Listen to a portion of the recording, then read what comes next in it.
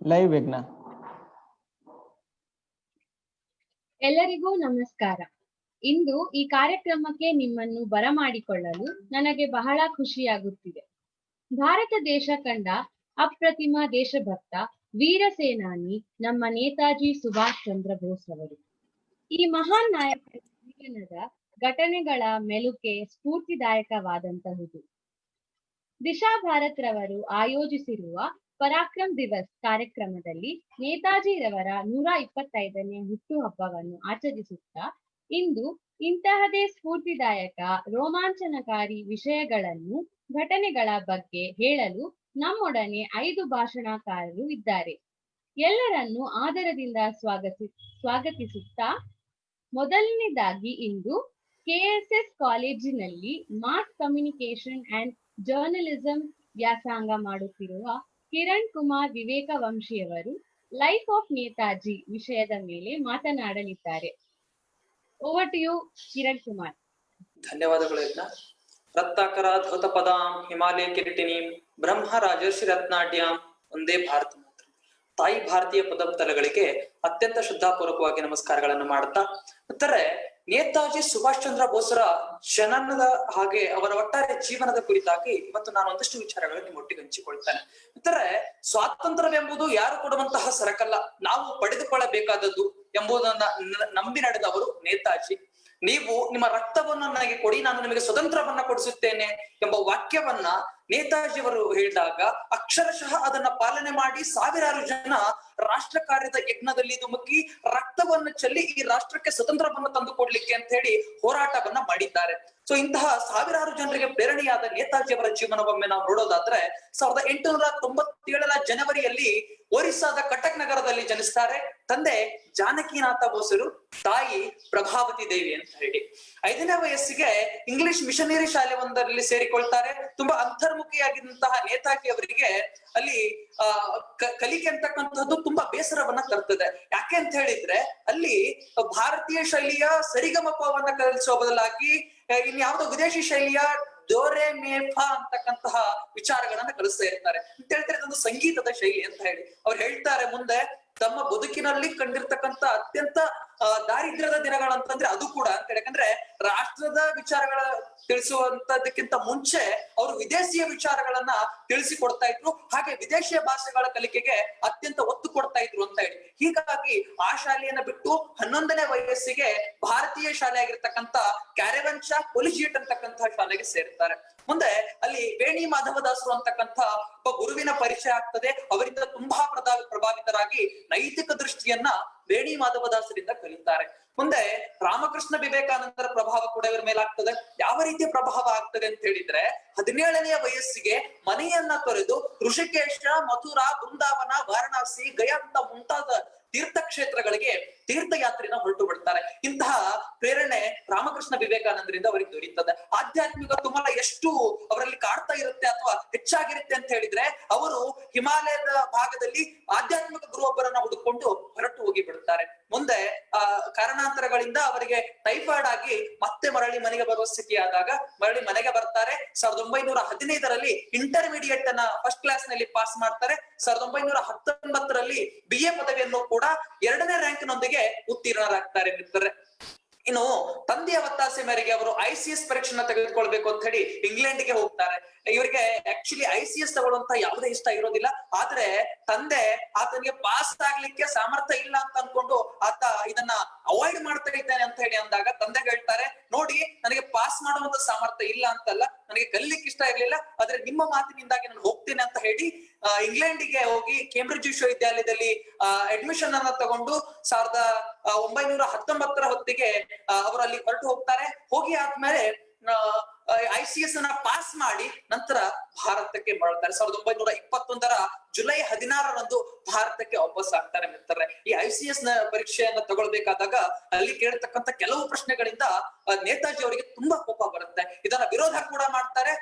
ನಿಮ್ಗೆ ಗೊತ್ತಿರಲಿ, ICS ಪರೀಕ್ಷೆನ 4ನೇ ರ್ಯಾಂಕ್ ಅಲ್ಲಿ ಪಾಸ್ ಮಾಡಿರ್ತಕ್ಕಂಥ ಒಬ್ಬ ವ್ಯಕ್ತಿ ಅಲ್ಲಿ ಸಿಸ್ಟಮ್ ಅನ್ನ ವಿರೋಧ ಮಾಡಿ ಅವರು ಭಾರತೀಯ ಸೇನಾ ಬಗ್ಗೆ ಒಂದು ಕೆಟ್ಟದಾಗಿರ್ತಕ್ಕಂಥ ವಿಚಾರವನ್ನ ಕೊಟ್ಟಿರ್ತಾರೆ.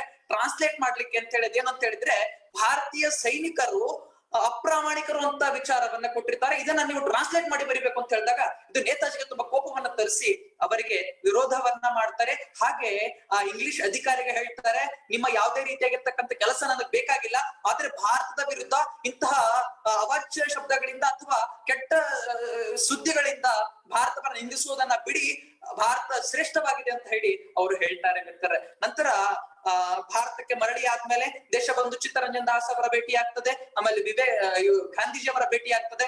ಭೇಟಿ ಆದ್ಮೇಲೆ ಭಾರತದ ಸ್ವತಂತ್ರ ಹೋರಾಟಕ್ಕೆ ಅಂತ ಹೇಳಿ ಅವರು ಧುಮುಕ್ತಾರೆ. ಮುಂಬಯಿಯ ಮಣಿಭವನದಲ್ಲಿ ಗಾಂಧೀಜಿ ಅವರನ್ನ ಭೇಟಿ ಆದ್ಮೇಲೆ ಅವರು ಪ್ರೇರಣೆಯನ್ನ ಪಡ್ಕೊಂಡು ಈ ರಾಷ್ಟ್ರದ ಸ್ವಾತಂತ್ರ್ಯ ಯಜ್ಞದಲ್ಲಿ ಧುಮುಕಿ ಸ್ವಾತಂತ್ರ್ಯ ಹೋರಾಟದಲ್ಲಿ ನ್ಯಾಷನಲ್ ವಾಲಂಟಿಯರ್ ಕೋರ್ನರ್ ನ ಪ್ರಮುಖರು ಕೂಡ ಆಗ್ತಾರೆ. ನಂತರ ಬೆಂಗಾಲಿ ಯುದ್ಧ ಲೀಗನ್ನ ರಚನೆ ಮಾಡಿ ಅದರ ನೇತೃತ್ವವನ್ನು ಇವರೇ ವಹಿಸ್ತಾರೆ. ಮುಂದೆ ನ್ಯಾಷನಲ್ ಕಾಲೇಜಿನ ಪ್ರಾಂಶುಪಾಲರಾಗಿ ಕೂಡ ಇವರು ನೇಮಕವನ್ನ ಹೊಂದುತ್ತಾರೆ. 1921ರಲ್ಲಿ ಇಂಗ್ಲೆಂಡಿನ ರಾಜಕುಮಾರ ಭಾರತಕ್ಕೆ ಬರುವುದನ್ನ ವಿರೋಧ ಮಾಡಿ 6 ತಿಂಗಳುಗಳ ಕಾಲ ಇವರು ಸೆರೆವಾಸವನ್ನು ಕೂಡ ಅನುಭವಿಸ್ತಾರೆ ಮಿತ್ರರೇ.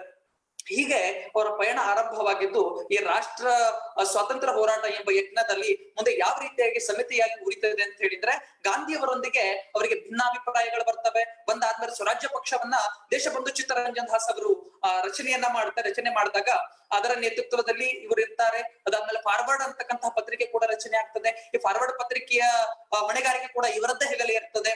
ನಂತರ ಈ ಚಿತ್ತರಂಜನ್ ದಾಸ್ ಅವರ ಮರಣದಿಂದಾಗಿ ಹಾಗೆ ನಿರಂತರವಾಗಿ ಈಗ ನೇತಾಜಿ ಅವರನ್ನ ಜೈಲಿನಲ್ಲಿ ಇರಿಸಿದ್ರಿಂದಾಗಿ ಸ್ವರಾಜ್ಯ ಪಕ್ಷ ಉತ್ತರೋತ್ತರವಾಗಿ ಬೆಳೆದ್ರು ಕೂಡ ನಂತರ ತನ್ನ ಕ್ರಿಯಾಶೀಲತೆ ಕಡಿಮೆ ಆಗಿದ್ದರಿಂದಾಗಿ ಮತ್ತೆ ನೇತಾಜಿ ಅವರು ಗಾಂಧೀಜಿಯವರೊಂದಿಗೆ ಸೇರಿ ಹೋರಾಟವನ್ನ ಮಾಡಬೇಕು, ಹಾಗೆ ಈ ರಾಷ್ಟ್ರದ ಸ್ವತಂತ್ರ ಯಜ್ಞದಲ್ಲಿ ತಾನು ಉರಿಬೇಕು ಅಂತ ಹೇಳಿ ನಿರ್ಧಾರವನ್ನ ಮಾಡಿಕೊಳ್ತಾರೆ. 1927ರಲ್ಲಿ ಬಂಗಾಳ ಪ್ರದೇಶ ಕಾಂಗ್ರೆಸ್ನ ಅಧ್ಯಕ್ಷರಾಗಿ ನೇಮಕವಾಗ್ತಾರೆ ಮಿತ್ರರೇ.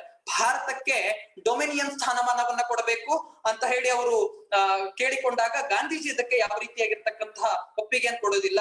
ಸೊ ಇಲ್ಲಿ ಒಂದಷ್ಟು ಗಲಾಟೆಗಳಾಗ್ತವೆ. ಗಲಾಟೆ ಅಂತ ಹೇಳಿದ್ರೆ ವೈಮನಸ್ಸುಗಳು ಬರ್ತವೆ ಅಂತ ಹೇಳಿ. ಆಮೇಲೆ ಇರ್ವಿನ್ ಒಪ್ಪಂದಕ್ಕೆ ಗಾಂಧೀಜಿ ಸಹಿ ಹಾಕಿದ್ದು, ಸೌಮ್ಯ ಧೋರಣೆಯನ್ನ ತೋರಿದ್ದು. ಹಾಗೆ ಈ ಡೊಮಿನಿಯನ್ ಸ್ಥಾನದ ವಿರೋಧಿ ಕೂಡ ಆಮೇಲೆ ನೇತಾಜಿ ಅವರು ಆಗಿದ್ರು ಅಂತ ಹೇಳಿ. ಯಾಕೆ ಅಂತ ಹೇಳಿದ್ರೆ ಭಾರತ ಸಂಪೂರ್ಣ ಸ್ವರಾಜ್ಯ ಆಗಬೇಕು ಅಂತಕ್ಕಂಥದ್ದು ಇವರ ಆಶಯ ಆಗಿತ್ತು. ಈ ಎಲ್ಲ ವಿಚಾರಗಳಿಂದಾಗಿ ಆಮೇಲೆ ವಿಫಲಗೊಂಡಿರ್ತಕ್ಕಂತಹ ಸರಣಿಗೋಷ್ಠಿಗಳಿಂದ ಏಕಪಕ್ಷೀಯ ನಿರ್ಧಾರಗಳಿಂದ ಗಾಂಧೀಜಿ ಮತ್ತೆ ಸುಭಾಷರ ನಡುವೆ ವೈಮನಸ್ಸುಗಳು ಬೆಳೀತವೆ. ಈ ವೈಮನಸ್ಸು ಬೆಳೆದು ಮುಂದೆ ಯಾವ ರೀತಿಯಾದಿರ್ತಕ್ಕಂತಹ ಬೆಳವಣಿಗೆ ಆಗ್ತದೆ ಅಂತ ಹೇಳಿದ್ರೆ 1933ರಲ್ಲಿ ನೇತಾಜಿ ಅವರು ಅನಾರೋಗ್ಯದ ಕಾರಣದಿಂದಾಗಿ ಇಂಗ್ಲೆಂಡಿಗೆ ಹೋಗ್ಬೇಕಾಗ್ತದೆ. ಯುರೋಪಿಗೆ ಹೋಗ್ತಾರೆ.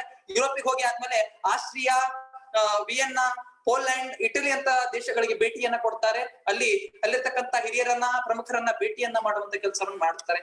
ಎಲ್ಲವನ್ನ ಮಾಡಿ ಆದ್ಮೇಲೆ ಮತ್ತೆ ಅಲ್ಲಿ ಒಂದು ಪುಸ್ತಕವನ್ನು ಕೂಡ ಬರೀತಾರೆ, ದಿ ಇಂಡಿಯನ್ ಸ್ಟ್ರಗಲ್ ಅಂತ ಹೇಳಿ. ಆ ಪುಸ್ತಕವನ್ನ ರಚನೆ ಮಾಡಿ ಅವರು ಈ ಭಾರತದಲ್ಲಿರ್ತಕ್ಕಂತಹ ಸ್ವತಂತ್ರ ಹೋರಾಟದ ವಿಚಾರಗಳನ್ನ ಜಗತ್ತಿಗೆ ತಿಳಿಸುವಂತ ಕೆಲಸವನ್ನ ಮಾಡ್ತಾರೆ. ಗೊತ್ತಿರ್ಲಿ, ದಿ ಇಂಡಿಯನ್ ಸ್ಟ್ರಗಲ್ ಪುಸ್ತಕ ಏನಿದೆಯೋ ಇದನ್ನ ಭಾರತದಲ್ಲಿ ಪ್ರಸರಣ ಮಾಡ್ಲಿಕ್ಕೆ ಅಥವಾ ಅದನ್ನ ಬಿಡುಗಡೆ ಮಾಡ್ಲಿಕ್ಕೆ ಬ್ರಿಟಿಷ್ ಸರ್ಕಾರ ಅವಕಾಶವನ್ನು ಕೊಡೋದಿಲ್ಲ, ಆದ್ರೆ ಇದು ವಿದೇಶದಲ್ಲಿ ಪ್ರಕಾಶನಗೊಳ್ತದೆ ಅಂತ ಹೇಳಿ. ಇನ್ನು 1937ರಲ್ಲಿ ಎಮಿಲಿ ಶೆಂಕೆಲ್ ಅಂತಕ್ಕಂತಹ ಹೆಣ್ಣು ಮಗಳೊಬ್ಬಳನ್ನ ವಿವಾಹವನ್ನ ಮಾಡಿಕೊಳ್ತಾರೆ. ಇವರ ಆಪ್ತ ಕಾರ್ಯದರ್ಶಿ ಆಗಿದ್ದಂತಹವಳು. ಸೊ ಅವಳನ್ನ ಮದುವೆ ಆಗಿ ಮುಂದೆ 1938ರಲ್ಲಿ ಮತ್ತೆ ಭಾರತಕ್ಕೆ ಬಂದು ಭಾರತದಲ್ಲಿ ನಡೀತಾ ಇರ್ತಕ್ಕಂಥ ಹರಿಪುರ ಕಾಂಗ್ರೆಸ್ ಅಧಿವೇಶನದ ಸರ್ವಾಧ್ಯಕ್ಷರಾಗಿ ಆಯ್ಕೆ ಆಗ್ತಾರೆ.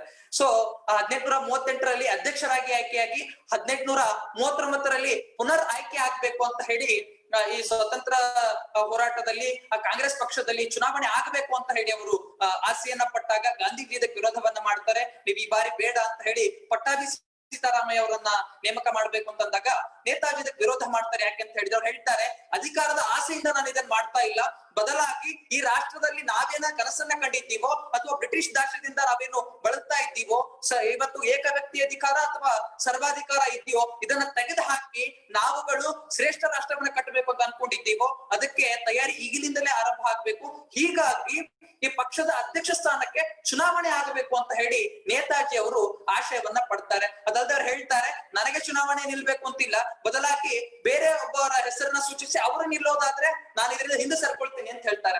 ಅವ್ರು ನಿಲ್ದೇ ಇದ್ದಾಗ ಅನಿವಾರ್ಯವಾಗಿ ನೇತಾಜಿಯ ಚುನಾವಣೆಗೆ ನಿಂತ್ಕೊಂಡು 205 ಮತಗಳ 250 ಮತಗಳ ಅಂತರದಿಂದಾಗಿ ಗೆಲುವನ್ನ ಸಾಧಿಸ್ತಾರೆ. ಪಟ್ಟಾಭಿ ಸೀತಾರಾಮಯ್ಯ ಅವರ ವಿರುದ್ಧ ಗೆಲುವನ್ನ ಸಾಧಿಸಿದೆ ಆದ್ಮೇಲೂ ಕೂಡ ಗಾಂಧೀಜಿ ಅವರು ಇವರಿಗೆ ಸರಿಯಾಗಿ ಸಹಕಾರವನ್ನು ನೀಡದೇ ಇದ್ದಿದ್ರಿಂದಾಗಿ, ಹಾಗೆ ಕಾರ್ಯಕಾರಿಣಿ ಸಭೆಯ ಸದಸ್ಯರನ್ನ ನೇಮಕ ಮಾಡ್ಬೇಕಾದಾಗ, ಆ ಸಮಿತಿಯನ್ನು ರಚನೆ ಮಾಡ್ಬೇಕಾದಾಗ ಗಾಂಧೀಜಿಯವರ ಅಭಿಪ್ರಾಯವನ್ನ ಕೇಳಿದಾಗ ಗಾಂಧೀಜಿ ಯಾವುದೇ ರೀತಿಯ ಅಭಿಪ್ರಾಯವನ್ನ ಕೊಡ್ಲಿಕ್ಕೆ ಒಪ್ಪೋದಿಲ್ಲ. ಈ ಎಲ್ಲ ಕಾರಣಗಳಿಂದಾಗಿ ಬೇಸತ್ತು 1939ರಲ್ಲಿ ತಮ್ಮ ಅಧ್ಯಕ್ಷ ಸ್ಥಾನಕ್ಕೆ ರಾಜೀನಾಮೆಯನ್ನ ಕೊಡ್ತಾರೆ. ಯಾಕಂದ್ರೆ ಯಾವತ್ತು ಅಧಿಕಾರದ ಮೋಹವನ್ನ, ಕುರ್ಚಿ ಮೋಹವನ್ನ ಇಟ್ಕೊಂಡು ನೇತಾಜಿ ಕೂತ ಬರಲ್ಲ. ಹೀಗಾಗಿ ಅವರನ್ನ ನಾವು ನೇತಾಜಿ ಅಂತ ಕರಿತೀವಿ. ಅದನ್ನ ಬಿಟ್ಟು ಮುಂದೆ ಅವರು ರಾಜೀನಾಮೆಯನ್ನು ಕೊಟ್ಟು ಹೊರಡುತ್ತಾರೆ. 1939ರಲ್ಲಿ ರಾಜೀನಾಮೆಯನ್ನು ಕೊಟ್ಟಾದ್ಮೇಲೆ ಫಾರ್ವರ್ಡ್ ಬ್ಲಾಕ್ ಪಕ್ಷವನ್ನು ಕೂಡ ಅವರು ಸ್ಥಾಪನೆ ಮಾಡಿ 1941ರ ಜನವರಿ ಒಳಗೆ ಅವರು ಭೂಗತರಾಗ್ತಾರೆ. ಯಾಕಂತ ಹೇಳಿದ್ರೆ ಈ ಫಾರ್ವರ್ಡ್ ಬ್ಲಾಕ್ ಪಕ್ಷದಿಂದ ಇವ್ರೇನು ಕಾರ್ಯಚಟುವಟಿಕೆಯನ್ನ ಮಾಡ್ತಾ ಇದ್ರು, ಈ ಎಲ್ಲದರಿಂದಾಗಿ ಆಮೇಲೆ ಅಲ್ಲೊಂದು ಸ್ಮಾರಕದ ವಿಧ್ವಂಸ ಮಾಡ್ಬೇಕು ಅಂತ ಹೇಳಿ ಇವರು ವಿಚಾರಗಳಾಗಿರ್ತವೆ. ಹೀಗಾಗಿ ಬ್ರಿಟಿಷರು ಇವರನ್ನ ಅರೆಸ್ಟ್ ಮಾಡ್ಬೇಕು ಅಂತ ಹೇಳಿ ಕಾತರದಿಂದ ಕಾಯ್ಕೊಂಡು ಕೂತ್ಕೊಂಡಾಗ ಇವರು ಭೂಗತ ಆಗ್ತಾರೆ. ಆಮೇಲೆ ಈ ಸಂದರ್ಭದಲ್ಲಿ ನೇತಾಜಿ ಅವರ ಆಧ್ಯಾತ್ಮಿಕ ತುಡಿತ ಹೇಗಿತ್ತು ಅಂತ ಹೇಳಿದ್ರೆ, ನೇತಾಜಿ ತಮ್ಮ ಕೊಠಡಿಯನ್ನ ಬಿಟ್ಟು ಹೊರಗೆ ಬರ್ತಾ ಇರೋದಿಲ್ಲ, ಯಾರ ಸಂದರ್ಶಕರಿಗೂ ಕೂಡ ಸಂದರ್ಶನವನ್ನು ಕೂಡ ನೀಡ್ತಾ ಇರೋದಿಲ್ಲ.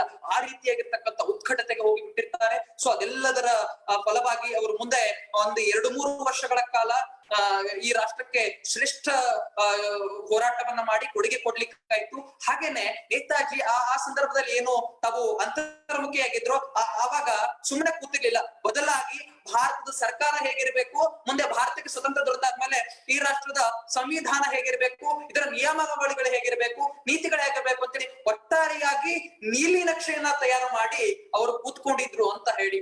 ಅದೆಲ್ಲ ತಯಾರಿ ಆದ್ಮೇಲೆ 1941ರ ಜನವರಿ ವೇಳೆಗೆ ಅವರು ಭೂಗತರಾಗ್ತಾರೆ. ಅವರು ಜಪಾನ್ಗೆ ಹೊರಡ್ತಾರೆ ಅಂತ ಹೇಳಿ. ಅದು ಕಾಬೂಲ್ನ ಮೂಲಕ ಜಪಾನ್ಗೆ ಹೊರಟು, ಜಪಾನ್ ನಲ್ಲಿ ಈ ರಾಷ್ಟ್ರದ ಜನ ಯಾರಿದ್ರು ಯುದ್ಧ ಕೈದಿಗಳಂತೇಳಿ ಅವತ್ತು 2ನೇ ಮಹಾಯುದ್ಧ ನಡೆದಿತ್ತು. ಆ 2ನೇ ಮಹಾಯುದ್ಧದ ಸಂದರ್ಭದಲ್ಲಿ ಯಾರೆಲ್ಲ ಯುದ್ಧ ಕೈದಿಗಳು ಸಿಕ್ಕಿದ್ರು ಅವರೆಲ್ಲರನ್ನು ಕೂಡ ಸಂಘಟಿಸಿ ಅವರನ್ನ ಸಂಘಟಿತರನ್ನಾಗಿ ಮಾಡಿ ಈ ರಾಷ್ಟ್ರಕ್ಕೆ ಒಂದು ಸಶಸ್ತ್ರ ಪಡೆಯನ್ನ ನಿರ್ಮಾಣ ಮಾಡಿ ಈ ರಾಷ್ಟ್ರಕ್ಕಾಗಿ ಹೋರಾಟವನ್ನ ಮಾಡಬೇಕು ಅಂತ ಹೇಳಿ ಅವರ ಇಚ್ಛೆ ಆಗಿತ್ತು. ಹೀಗಾಗಿ ಮುಂದೆ ಅವರು ಜಪಾನ್ಗೆ ಬಂದಾದ್ಮೇಲೆ ಅಲ್ಲಿನ ಕೆಲವೊಂದಷ್ಟು ರಾಷ್ಟ್ರಗಳಿಗೆ ಭೇಟಿಯನ್ನ ಕೊಡ್ತಾರೆ. ರೇಡಿಯೋ ಭಾಷಣಗಳನ್ನ, ಸರಣಿ ರೇಡಿಯೋ ಭಾಷಣಗಳನ್ನ ಮಾಡ್ತಾರೆ. ಮಾಡಿ ಆದ್ಮೇಲೆ INA ಅನ್ನ ಕಟ್ತಾರೆ. ಇಂಡಿಯನ್ ನ್ಯಾಷನಲ್ ಆರ್ಮಿ ಅಥವಾ ಆಜಾದ್ ಹಿಂದ್ ಫೌಜ್ ಅಂತ ಯಾವ್ದನ್ನ ಹೇಳ್ತೀವೋ ನಾವು, ಅದನ್ನ ಸ್ಥಾಪನೆಯನ್ನ ಮಾಡಿ ಕಟ್ಟಿ ಮುಂದೆ ಈ ರಾಷ್ಟ್ರಕ್ಕೆ ದೊಡ್ಡದಾಗಿರ್ತಕ್ಕಂಥ ಒಂದು ಸೇನೆಯನ್ನ ನಿರ್ಮಾಣ ಮಾಡ್ತಾರೆ. ಮಿತ್ರರೇ, ಅವರು ರೇಡಿಯೋ ಭಾಷಣದಲ್ಲಿ ಏನ್ ಹೇಳ್ತಾರೆ ಅಂತ ಹೇಳಿದ್ರೆ, ಈ ರಾಷ್ಟ್ರದ ಕುರಿತಾಗಿ ಯಾರೆಲ್ಲ ಅಪಪ್ರಚಾರವನ್ನ ಮಾಡ್ತಾ ಇದ್ದಾರೋ ಅಥವಾ ಭಾರತ ಅಂದ್ರೆ ನೀವೇನ್ ತಿಳ್ಕೊಂಡಿದ್ದಾರೋ ಅದಲ್ಲ, ಬದಲಾಗಿ ಭಾರತ ಅಂತಂದ್ರೆ ಬೇರೆನೇ ಇದೆ ಅಂತ ಹೇಳಿ ಆಂಗ್ಲದ ವಿರುದ್ಧ ಧ್ವನಿಯನ್ನ ಎತ್ತಿ ಹಾಗೆ ಭಾರತದ ಪರವಾಗಿ ಮಾತಾಡಿದ್ರಿಂದ ಜಪಾನ್ನ ಅಧಿಕಾರಿಗಳು, ಜಪಾನ್ನ ಅಧ್ಯಕ್ಷ ಹಾಗೆ ಮುಂತಾದವರೆಲ್ಲರೂ ಕೂಡ ನೇತಾಜಿ ಅವರಿಗೆ ಸಪೋರ್ಟ್ ಅನ್ನ ಮಾಡ್ತಾರೆ. ಅಷ್ಟೇ ಅಲ್ಲ, ನೇತಾಜಿ ಅವರಿಗೆ ಸೇನೆಯನ್ನ ಕಟ್ಟಲಿಕ್ಕೆ ಅನ್ಕಂಡೀಷನಲ್ ಸಪೋರ್ಟ್ ಇದೆ ನಮ್ದು ಅಂತ ಹೇಳ್ತಾರೆ. ಮುಂದೆ ಅವರು ಹಿಂದೆ ಜರ್ಮನ್ನ ಸರ್ವಾಧಿಕಾರಿಯಾಗಿದ್ದಂತಹ ಹಿಟ್ಲರ್ ಅನ್ನು ಕೂಡ ಭೇಟಿಯಾಗಿರ್ತಾರೆ, ಮುಸೋಲಿನಿಯನ್ನ ಭೇಟಿಯಾಗಿರ್ತಾರೆ. ಸೊ ಎಲ್ಲರನ್ನು ಭೇಟಿಯಾಗಿ ಅವರಿಂದ ಕೂಡ ಸಹಕಾರ ತೆಗೆದುಕೊಂಡು ಈ ರಾಷ್ಟ್ರದ ಸ್ವತಂತ್ರ ಹೋರಾಟಕ್ಕೆ ಪ್ರೇರಣೆಯನ್ನ ನೀಡಿದವರು ಅಂತ ಹೇಳಿ. ನೇತಾಜಿ ಹೇಗಿದ್ರು ಅಂತ ಹೇಳಿದ್ರೆ, ಹಿಟ್ಲರ್ನ ಎದುರಿಗೆ ಕೂತು ಮಾತಾಡುವಂತಹ ಗಟ್ಸ್ ಭಾರತದಲ್ಲಿ ಯಾರಿಗಾದ್ರೂ ಇತ್ತು ಅಂತ ಹೇಳಿದ್ರೆ ಅದು ಕೇವಲ ನೇತಾಜಿ ಸುಭಾಷ್ ಚಂದ್ರ ಬೋಸರಿಗೆ ಮಾತ್ರ. ಹೀಗಾಗಿ ಅವರನ್ನ ನೇತಾಜಿ ಅಂತ ಕರೆದ್ರು. ಅವ್ರು ಯಾವಾಗ ವಿದೇಶದಲ್ಲಿ ಹೋಗಿ INA ಅನ್ನು ಸ್ಥಾಪನೆ ಮಾಡಿ ಸ್ವತಂತ್ರ ಭಾರತದ ಹಂಗಾಮಿ ಸರ್ಕಾರವನ್ನ ರಚನೆ ಮಾಡಿದ್ರು, ಆಗ ಅವ್ರಿಗೆ ನೇತಾಜಿ ಅಂತ ಕೂಡ ಬಿರುದನ್ನ ಕೊಡ್ತಾರೆ. 1943ರ ಅಕ್ಟೋಬರ್ 23ರಂದು ಸ್ವತಂತ್ರ ಭಾರತದ ಹಂಗಾಮಿ ಸರ್ಕಾರವನ್ನ ರಚನೆಯನ್ನ ಮಾಡ್ತಾರೆ. ಹಾಗೆ ಮೊಟ್ಟ ಮೊದಲ ಭಾರತದ ಪ್ರಧಾನಮಂತ್ರಿಯಾಗಿ ಪ್ರಮಾಣ ವಚನವನ್ನು ಕೂಡ ಸ್ವೀಕಾರ ಮಾಡ್ತಾರೆ. ಹೀಗಾಗಿ ನೇತಾಜಿ ಈ ರಾಷ್ಟ್ರದ ಮೊಟ್ಟ ಮೊದಲ ಪ್ರಧಾನಿ ಅಂತ ಅನ್ನಿಸ್ತಾರೆ. ಹಾಗೇನೆ ಈ ರಾಷ್ಟ್ರದ ಅತ್ಯಂತ ಉದಾತ್ತ ಹಾಗೂ ಶ್ರೇಷ್ಠ ಸ್ವಾತಂತ್ರ್ಯ ಸೇನಾನಿ ಅಂತ ಅನ್ನಿಸ್ತಾರೆ. ಮಿತ್ರರೇ, ದುರದೃಷ್ಟ ಟಾಪೈನಿಂದ ಸೈಗಾನ್ಗೆ ಹೊರಡಬೇಕಾದಾಗ ನೇತಾಜಿ ಅವರಿರ್ತಕ್ಕಂತಹ ವಿಮಾನ ಕ್ರ್ಯಾಶ್ ಆಗ್ತದೆ. 18 ಆಗಸ್ಟ್ 1945ರಂದು ನೇತಾಜಿ ಅವರು ಮರಣವನ್ನ ಆಗ್ತಾರೆ. ಮಿತ್ರರೇ, ಶ್ರೇಷ್ಠ ಸ್ವಾತಂತ್ರ್ಯ ಹೋರಾಟಗಾರ, ಈ ರಾಷ್ಟ್ರಕ್ಕಾಗಿ ಎಷ್ಟೆಲ್ಲ ತ್ಯಾಗವನ್ನ ಮಾಡಿದವರು. ಮನೆಗೆ ಒಂದು ಮಾತನ್ನ ಹೇಳ್ತಾರೆ, ಏನು ಅಂತ ಹೇಳಿದ್ರೆ, ತಮ್ಮ ಸಹಚರನಿಗೊಬ್ಬವನಿಗೆ ಹೇಳ್ತಾರೆ, ನೋಡು, ನನ್ನ ಕೊನೆಯ ಉಸಿರಿರೋವರೆಗೂ ನಾನು ಈ ರಾಷ್ಟ್ರಕ್ಕಾಗಿ ಹೋರಾಟವನ್ನ ಮಾಡಿದ್ದೇನೆ, ಹಾಗೇನೆ ಈ ರಾಷ್ಟ್ರದ ಸ್ವತಂತ್ರ ಹೋರಾಟಕ್ಕಾಗಿ ನಾನು ಸಂಘಟಿಸಿದ್ದೇನೆ ಜನರನ್ನ. ಇದನ್ನ ಹೋಗಿ ನೀನು ನನ್ನ ರಾಷ್ಟ್ರದಲ್ಲಿ ಹೇಳು, ಹಾಗೆ ನನ್ನ ರಾಷ್ಟ್ರದ ಜನರಿಗೆ ಹೇಳು, ನನ್ನ ರಾಷ್ಟ್ರ ಇನ್ನು ಮೇಲೆ ಯಾರ ದಾಸ್ಯದಲ್ಲೂ ಇರುವುದಿಲ್ಲ, ಹಾಗೇನೆ ಯಾರು ಕೂಡ ಭಾರತವನ್ನ ಆಳ್ವಿಕೆ ಮಾಡ್ಲಿಕ್ಕೆ ಸಾಧ್ಯನೇ ಇಲ್ಲ. ಭಾರತ ಆದಷ್ಟು ಬೇಗ ಸ್ವತಂತ್ರ ಅಂತ ಹೇಳಿ ನೇತಾಜಿ ಹೇಳಿ ಕೊನೆ ಉಸಿರನ್ನ ಎಳಿತಾರೆ ಮಿತ್ರರೆ.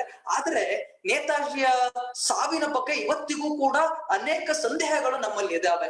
ಯಾಕಂದ್ರೆ ಜವಾಹರ್ಲಾಲ್ ನಿಧನ ಹೊಂದಿ ಆದ್ಮೇಲೆ ಅವರು ಬಂದಿದ್ರು ಅಂತ ಹೇಳ್ತಾರೆ. ಆಮೇಲೆ ಪಾರ್ಲಿಮೆಂಟ್ ಅಲ್ಲಿ ಅನಾಮಧೇಯ ವ್ಯಕ್ತಿಯಾಗಿ ಬಂದು ಅವರು ಮಾತಾಡಿ ಹೋಗಿದ್ದಾರೆ ಅಂತ ಹೇಳ್ತಾರೆ. ಆಮೇಲೆ ವಿದೇಶಗಳಿಂದ ರೇಡಿಯೋ ಭಾಷಣಗಳನ್ನು ಮಾಡಿದ್ದಾರೆ ಅಂತ ಹೇಳಿ ತುಂಬಾ ಜನ ಹೇಳ್ತಾರೆ. ಹೀಗಾಗಿ ನೇತಾಜಿಯ ಸಾವಿನ ಬಗ್ಗೆ ಅನೇಕ ರೀತಿಯಾಗಿರ್ತಕ್ಕಂಥ ಸಂದೇಹಗಳಿದ್ದಾವೆ. ನೇತಾಜಿ ಮುಂದೆ ಬದುಕಿದ್ರೋ ಇಲ್ವೋ ಗೊತ್ತಿಲ್ಲ, ಆದ್ರೆ ಅವರು ಬದುಕಿದ್ದಷ್ಟು ದಿನ ಈ ರಾಷ್ಟ್ರಕ್ಕಾಗಿ ಬದುಕಿದ್ದಾರೆ. ಈ ರಾಷ್ಟ್ರದ ಸಂಸ್ಕೃತಿ, ಪರಂಪರೆ, ಶ್ರೇಷ್ಠತೆಯನ್ನು ಎತ್ತಿ ಹಿಡಿಲಿಕ್ಕೆ, ಹಾಗೆ ತಮ್ಮ ರಕ್ತದ ಕೊನೆಯ ಹನಿ ಹರಿಯುವವರೆಗೂ ಕೂಡ ಈ ರಾಷ್ಟ್ರದ ಸ್ವಾತಂತ್ರ್ಯಕ್ಕಾಗಿ ಹೋರಾಟವನ್ನ ಮಾಡಿದ್ದಾರೆ. ಅಂತ ಶ್ರೇಷ್ಠ ಸೇನಾನಿಯ ಜನ್ಮ ದಿನದಂದು ನನಗೆ ಮಾತಾಡ್ಲಿಕ್ಕೆ ಅವಕಾಶ ಕೊಟ್ಟು, ಹಾಗೆ ಅವರೊಂದಷ್ಟು ವಿಚಾರಗಳನ್ನ, ಪ್ರೇರಣೆಯನ್ನ ನಿಮ್ಮ ಮೈಯಲ್ಲಿ ಹರಿಸಲಿಕ್ಕೆ ಅವಕಾಶ ಮಾಡಿಕೊಟ್ಟಿರ್ತಕ್ಕಂತಹ ದಿಶಾ ಭಾರತ ತಂಡಕ್ಕೆ ಧನ್ಯವಾದಗಳನ್ನು ಸಮರ್ಪಣೆ ಮಾಡ್ತಾ ನನ್ನ ಮಾತನ್ನ ಮುಗಿಸ್ತಾ ಇದ್ದೇನೆ. ಒಂದೇ ಮಾತ್ರ, ಜೈ Hind.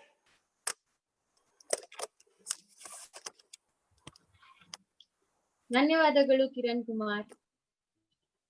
Probably this program wouldn't have asked for more better start. It was indeed a very inspiring talk. So now we have AJ Institute of Dental Sciences ಮಂಗಳೂರಿನಲ್ಲಿ post graduation ಮಾಡುತ್ತಿರುವ ಡಾಕ್ಟರ್ ಸುಜಾತಾ ರವರು ನೇತಾಜಿ ಆಸ್ ಎ ರೆವಲ್ಯೂಷನರಿ ಈ ವಿಷಯದ ಮೇಲೆ ಮಾತನಾಡಲಿದ್ದಾರೆ. Over to you doctor ಸಂಜಾತಾ.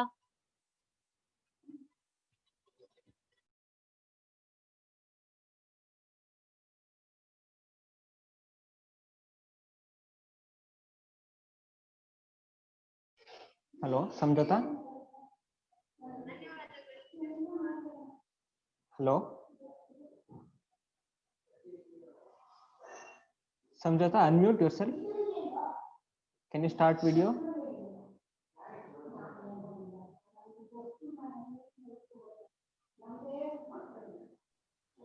Hello. Yes. ಕೇಳಿಸ್ತಿದೆ. Okay, thank you. Okay.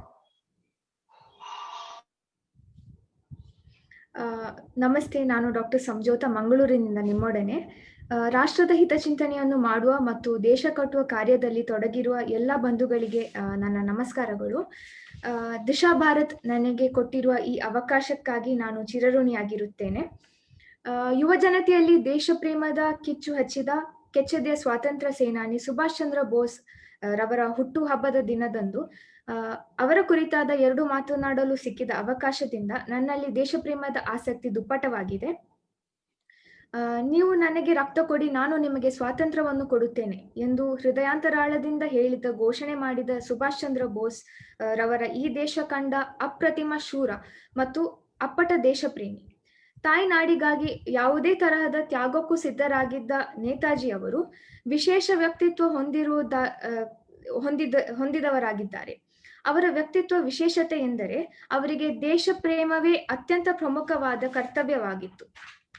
ಮೂಲತಃ ಒರಿಸ್ಸಾದವರಾಗಿದ್ದ ನೇತಾಜಿ ಅವರು ಸ್ವಾಭಿಮಾನದ ಪ್ರತೀಕರಾಗಿದ್ದರು. ಗುಲಾಮಗಿರಿಯನ್ನು ಅತ್ಯಂತ ಕಟುವಾದ ಭಾಷೆಯಲ್ಲಿ ಟೀಕಿಸುತ್ತಿದ್ದ ಅವರು ಬ್ರಿಟಿಷರ ದಾಸ್ಯದಿಂದ ಭಾರತವನ್ನು ಮುಕ್ತಗೊಳಿಸಲು ರಚಿಸಿಕೊಂಡಿದ್ದ ಯೋಜನೆಗಳು ಎಲ್ಲ ಯುವ ಜನತೆಗೆ ಇಂದಿಗೂ ಪ್ರೇರಣೆಯಾಗಿದೆ. ಸ್ವಾತಂತ್ರ್ಯ ಚಳುವಳಿಯಲ್ಲಿ ನಾನು ನಿಮಗೆ ಸ್ವಾತಂತ್ರ್ಯ ಕೊಡುತ್ತೇನೆ ಎಂದು ಹೇಳಿದ ಮಾತು ಪ್ರತಿಯೊಬ್ಬರಲ್ಲೂ ದೇಶ ಪ್ರೇಮದ ಜಾಗೃತೆಯನ್ನು ಉಂಟು ಮಾಡಿತು. ಭಾರತ ಮಾತೆಯನ್ನು ಬ್ರಿಟಿಷರು ಬಂಧಿಸಿರುವ ಸಂಕೋಲೆಯಿಂದ ಬಿಡಿಸಲು ಅಥವಾ ರಕ್ಷಿಸಲು ಎಂಥ ತ್ಯಾಗಕ್ಕೂ ಸಿದ್ಧರಾಗಿದ್ದ ನೇತಾಜಿಯವರು ಬ್ರಿಟಿಷರಿಗೆ ಸಿಂಹ ಸ್ವಪ್ನರಾಗಿದ್ದರು. ಭಾರತದಲ್ಲಿ ಶಾಂತಿ ಅಹಿಂಸೆಯ ನೆಲೆಯ ಹೋರಾಟಕ್ಕೆ ಪ್ರಯತ್ನ ನಡೆಸುತ್ತಿದ್ದಾಗ ಕ್ರಾಂತಿಕಾರಿ ಆಲೋಚನೆ ಮತ್ತು ಕಾರ್ಯಗಳಲ್ಲಿ ತೊಡಗಿಕೊಂಡ ನೇತಾಜಿಯವರು ಇಂಡಿಯನ್ ನ್ಯಾಷನಲ್ ಆರ್ಮಿ INA ಎಂಬ ಸೇನೆಯನ್ನು ಕಟ್ಟಿದರು. ಈ ಮುಖಾಂತರ ದೇಶದಲ್ಲಿ ದೇಶ ಪ್ರೇಮವನ್ನು ಪ್ರತಿನಿಧಿಸುವ ಒಬ್ಬ ಕ್ರಾಂತಿಕಾರಿ ನಿಲುವಿನ ದೇಶಭಕ್ತನಾಗಿ ಕಂಡುಕೊಂಡಿದ್ದಾರೆ.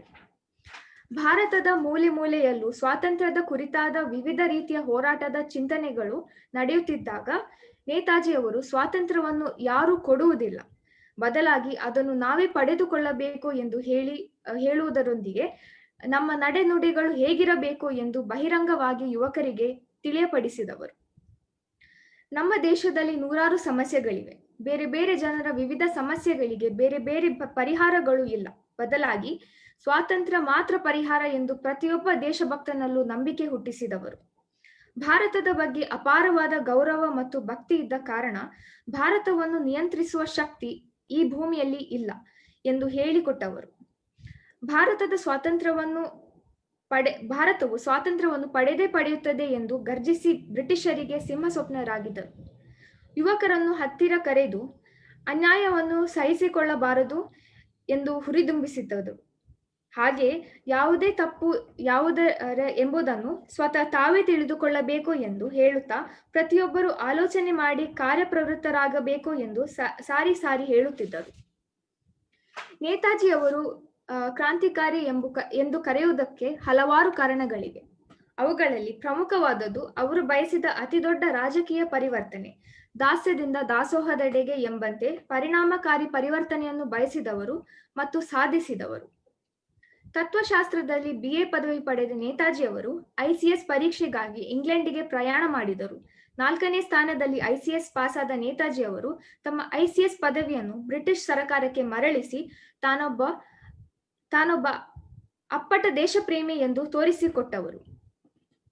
ಒಂದು ಪ್ರಮುಖವಾದ ಪದವಿಯನ್ನು ಹಿಂತಿರುಗಿಸಿದ ನೇತಾಜಿಯವರ ಈ ಕ್ರಾಂತಿಕಾರಿಕ ನಡೆಯು ಎಲ್ಲ ದೇಶಪ್ರೇಮಿಗಳಲ್ಲಿ ದೇಶಪ್ರೇಮದ ಜ್ವಾಲೆಯನ್ನು ಸೃಷ್ಟಿಸಿತು.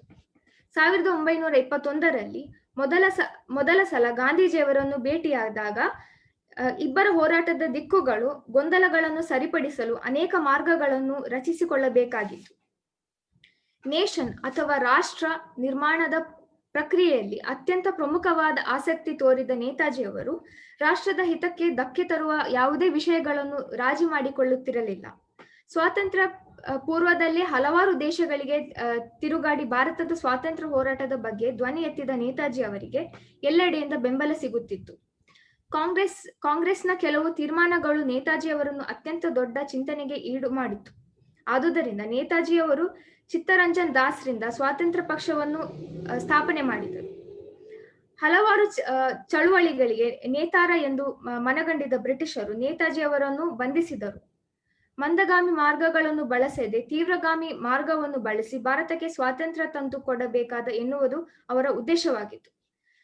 ತಮ್ಮ ನಡೆನುಡಿಗಳಿಂದ ಬ್ರಿಟಿಷ್ ಆಡಳಿತಕ್ಕೆ ಅತಿ ದೊಡ್ಡ ಸವಾಲಾಗಿದ್ದ ನೇತಾಜಿಯವರು ರಾಷ್ಟ್ರೀಯವಾದಿ ಸಂಘ ಮತ್ತು ನಾಯಕರೊಡನೆ ನಿರಂತರವಾಗಿ ಸಂಪರ್ಕವಿಟ್ಟುಕೊಂಡಿದ್ದರು. ಆಜಾದ್ ಹಿಂದ್ ಲಾಂಛನ ಬಿಡುಗಡೆ ಮಾಡಿದ ನೇತಾಜಿ ಅವರು ಎಲ್ಲರ ಮೈನವಿರೇಳಿಸುವ ಮಾತು ಜೈ ಹಿಂದ್ ಎಂಬ ಘೋಷಣೆ ಮಾಡಿದರು. ಇಂದಿಗೂ ಜೈ ಹಿಂದ್ ಎಂಬ ಪದವಿಯು ಯುವಜನತೆಯಲ್ಲಿ ಸಂಚಲನ ಮೂಡಿಸುತ್ತಿತ್ತು. ಕೊನೆಯದಾಗಿ ಕಾಂಗ್ರೆಸ್ ಮತ್ತು ಗಾಂಧೀಜಿಯವರೊಡನೆ ಎಷ್ಟೇ ಭಿನ್ನಾಭಿಪ್ರಾಯವಿದ್ದರೂ ಗಾಂಧೀಜಿಯವರನ್ನು ದೇಶ ಅತಿ ಶ್ರೇಷ್ಠ ವ್ಯಕ್ತಿ ಎಂದು ನೇತಾಜಿಯವರು ಬಣ್ಣಿಸಿದರು. ಗಾಂಧೀಜಿಯವರ ವಿಶ್ವಾಸವನ್ನು ಗೆಲ್ಲಲು ನನಗೆ ಸಾಧ್ಯವಾಗಲಿಲ್ಲ ಎಂದು ನೇತಾಜಿಯವರು ತಮ್ಮ ಆಪ್ತರೊಡನೆ ಹೇಳಿಕೊಂಡಿದ್ದು ಮತ್ತು ಗಾಂಧೀಜಿಯವರಿಗೆ ಪತ್ರ ಬರೆದಿದ್ದರು ಎಂದು ದಾಖಲೆಗಳು ತಿಳಿಸುತ್ತವೆ. ಯುವಜನತೆಗೆ ದೇಶಪ್ರೇಮದ ಪಾಠವನ್ನು ಕಾರ್ಯದಲ್ಲಿ ಮಾಡಿ ತೋರಿಸಿದ ಸುಭಾಷ್ ಚಂದ್ರ ಬೋಸ್ ಅವರು ನೇತಾಜಿ ಎಂದು ಬಿರುದು ಪಡೆದು ಇಂಡಿಯನ್ ನ್ಯಾಷನಲ್ ಆರ್ಮಿಯನ್ನು ಸ್ಥಾಪಿಸಿದ ನಂತರ ಬ್ರಿಟಿಷರ ವಿರುದ್ಧ ಸಂಘಟಿತ ಹೋರಾಟ ಮಾಡಿದ ನೇತಾಜಿಯವರು ಈ ದೇಶ ಕಂಡ ಅತ್ಯಂತ ಪ್ರಮುಖ ಹೋರಾಟಗಾರ ಮತ್ತು ದೇಶಪ್ರೇಮಿ. ಅವರಿಂದ ಪ್ರೇರಿತರಾಗಿರುವ ನಾವೆಲ್ಲ ದೇಶವನ್ನು ಸದೃಢಗೊಳಿಸುವ ಕಾಯಕದಲ್ಲಿ ತೊಡಗಿಸಿಕೊಳ್ಳೋಣ. ಜೈ ಹಿಂದ್. ಜೈ ಹಿಂದ್. ಬಹಳ ಧನ್ಯವಾದಗಳು doctor Sanjota. It was a very stimulating and informative speech. ಈಗ ಮೂರನೇದಾಗಿ ನಮ್ಮ ಜೊತೆ ಜೈನ್ ಯೂನಿವರ್ಸಿಟಿಯಲ್ಲಿ ಬ್ಯಾಚುಲರ್ಸ್ ಆಫ್ ಮ್ಯಾನೇಜ್ಮೆಂಟ್ ಸ್ಟಡೀಸ್ ವ್ಯಾಸಂಗ ಮಾಡುತ್ತಿರುವ ಅಭಿರಾಮ್ ರವರು freedom movement leadership in foreign countries ಈ ವಿಷಯದ ಮೇಲೆ ಭಾಷಣ ಮಾಡಲಿದ್ದಾರೆ. Over to you Abhiram. ಎಲ್ಲರಿಗೂ ನಮಸ್ಕಾರ. ಇವತ್ತು ನೇತಾಜಿಯ ಒಂದು ಹುಟ್ಟುಹಬ್ಬದ ದಿನ ನನಗೆ 4 ಮಾತನಾಡಲು ಅವಕಾಶ ಮಾಡಿಕೊಟ್ಟ ದಿಶಾ ಭಾರತಿ ಅವರಿಗೆ ಧನ್ಯವಾದಗಳು. ಮೊದಲನಾಗಿ ನೇತಾಜಿ ಅವರು ಬರೀ ಭಾರತದಲ್ಲಿ ಒಬ್ಬ ಲೀಡರ್ ಆಗೋದಲ್ಲದೆ ಬೇರೆ ದೇಶಗಳಲ್ಲೂ ಲೀಡರ್ ಆಗಿ ಅನ್ನಿಸ್ಕೊಂಡಿದ್ದಾರೆ. ಅದರಲ್ಲಿ ಪ್ರಮುಖವಾಗಿ 2 ದೇಶಗಳನ್ನ ನೆನ್ಪಿಟ್ಕೊಬೇಕು. ಮೊದಲು ಜರ್ಮನಿ ಹಾಗೂ ಜಪಾನ್. ಈ ಅವರು ಜರ್ಮನಿ ಹೋಗೋ 6 ತಿಂಗಳ ಮುಂಚೆ ಮೊದಲು ಅವರನ್ನ World War II ಸಮಯದಲ್ಲಿ ಅವರ ಗೃಹ ಬಂಧನಲ್ಲಿ ಇಟ್ಟಿರ್ತಾರೆ. ಆ ಗೃಹ ಬಂಧನದಲ್ಲಿ ಅವರಿಗೆ ಗೊತ್ತಾಗುತ್ತೆ ಜರ್ಮನಿ ಮತ್ತೆ ಜಪಾನ್ ಎರಡು ಬ್ರಿಟಿಷರ ವಿರುದ್ಧ ಇರುತ್ತೆ ವರ್ಲ್ಡ್ ವಾರ್ 2 ಅಲ್ಲಿ. ಆ ಸಮಯದಲ್ಲಿ ಅವರು ಕರೆಕ್ಟ್ ಆಗಿ ನಾವು ಅವ್ರು ಹೆಂಗಾದ್ರೂ ಮಾಡಿ ಅವರ ಸಹಾಯ ಪಡೆಯಬೇಕು ಅನ್ನೋದೊಂದು ಯೋಚನೆ ಮಾಡ್ತಾರೆ. ಮೊದಲು ಅವರು ಆ ಗೃಹ ಬಂಧನದಿಂದ ತಪ್ಪಿಸ್ಕೊಳ್ತಾರೆ. ಅವರ ವೇಷಭೂಷಣಗಳನ್ನ ಬದಲಾಯಿಸಿ ತಪ್ಪಿಸಿಕೊಂಡು ಅವರು ಹೊರಡ್ತಾರೆ. ಅವರ ಜೊತೆ ಅವರ ನೆಫ್ಯೂ ಆದ ಶಿರೀಶ್ ಕುಮಾರ್ ಅನ್ನೋರ ಜೊತೆ ಹೊರಡ್ತಾರೆ. ಇವಾಗ ನೇತಾಜಿ ಸುಭಾಷ್ ಚಂದ್ರ ಬೋಸ್ ಅನ್ನೋ ಸ್ಟೇಷನ್ ಬಿಹಾರ್ನಲ್ಲಿ, ಆ ಸ್ಟೇಷನ್ ಮುಖಾಂತರ ಹೊರಡ್ತಾರೆ. ಮೊದಲು ಅವರು ಅಫ್ಘಾನಿಸ್ತಾನ್ಗೆ ಹೋಗ್ತಾರೆ. ಪೇಶ್ವಾರ್ ಥ್ರೂ ಅಫ್ಘಾನಿಸ್ತಾನ್ ಹೋಗ್ತಾರೆ. ಅಲ್ಲಿ ಅಕ್ಬರ್ ಶಾ, ಮೊಹಮ್ಮದ್ ಶಾ ಮತ್ತೆ ಭಾಗವತ್ ರಾಮ್ ತಲ್ವಾರ್ ಅನ್ನೋವರ ಸ್ನೇಹಿತರಾಗ್ತಾರೆ. ಅವರ ಸಹಾಯದ ಮೂಲಕ ಅವರು ಅಫ್ಘಾನಿಸ್ತಾನ್ನಿಂದ ರಷ್ಯಾಗೆ ಹೋಗ್ಬೇಕಾಗತ್ತೆ. ಅವರು ಫಸ್ಟ್ ಏನ್ ಮಾಡ್ತಾರೆ, ಬ್ರಿಟಿಷ್ ಇಂಡಿಯಾಸ್ ನಾರ್ತ್ ವೆಸ್ಟ್ ಫ್ರಂಟೈರ್ ಅನ್ನೋದೊಂದು ಬಾರ್ಡರ್ ಇರುತ್ತೆ. ಆ ಬಾರ್ಡರ್ನ ದಾಟಬೇಕು. ಅಲ್ಲಿ ಬ್ರಿಟಿಷರ ಸೈನಿಕರು ಇರ್ತಾರೆ. ಅಲ್ಲಿ ಪಾಶ್ತೋ ಅನ್ನೋ ಭಾಷೆ ನಡೀತಾ ಇರುತ್ತೆ. ಆ ಭಾಷೆ ನೇತಾಜಿ ಅವರಿಗೆ ಬರ್ತಾ ಇರಲಿಲ್ಲ. ಸೊ ಅವಾಗ ಅವ್ರ ಜೊತೆ ಇದ್ದ ಭಗತ್ ರಾಮ್ ತಲ್ವಾರ್ ಅನ್ನೋವರು ಅವರದೊಂದು ಸೂಚನೆ ಕೊಡ್ತಾರೆ, ನೀವು ಮೂಗನಾಗಿ ಇದ್ರೆ ಅವಾಗ ಅವ್ರಿಗೆ ಗೊತ್ತಾಗಲ್ಲ. ಸೊ ಅವಾಗ ಏನ್ ಮಾಡ್ತಾರೆ, ಅವರ ವೇಷಭೂಷಣ ಮತ್ತೆ ಅವರು ಡಮ್ ಅಂಡ್ ಡಫ್ ಆ ತರ ಆಕ್ಟ್ ಮಾಡಿ ಅಲ್ಲಿಂದ ಹೋಗ್ತಾರೆ. ಅಲ್ಲಿಂದ ಹೊರಟಾಗ ಫಸ್ಟ್ ಅವರು ರಾಮ್ ತಲ್ವಾರ್ ಜೊತೆಗೆ ಹೋಗ್ತಾರೆ. ಅಲ್ಲಿ ಅವರು ಮಾಸ್ಕೋಗೆ ಹೋಗ್ಬೇಕಾಗುತ್ತೆ. ಇಟಾಲಿಯನ್ ಪಾಸ್ಪೋರ್ಟ್ ಥ್ರೂ ಹೋಗ್ತಾರೆ. ಅಲ್ಲಿಂದ ಮಾಸ್ಕೋ ರೀಚ್ ಆಗಿದ ತಕ್ಷಣ ರೋಮ್ ಥ್ರೂ ಜರ್ಮನಿಲಿ ಬರ್ತಾರೆ. ಜರ್ಮನಿಲಿ ಆಡಮ್ ಬಾನ್ ಅನ್ನುವ ಲಾಯರ್ನ ಪರಿಚಯ ಮಾಡ್ಕೊತಾರೆ. ಅಲ್ಲಿ ಆಜಾದ್ ಹಿಂದ್ ರೇಡಿಯೋ ಅನ್ನೋದನ್ನ ಸ್ಥಾಪಿಸ್ತಾರೆ. ಆ ರೇಡಿಯೋ ಮುಖಾಂತರ ಅವರು ಹಲವಾರು ಭಾಷಣಗಳನ್ನ ಕೊಡ್ತಾರೆ.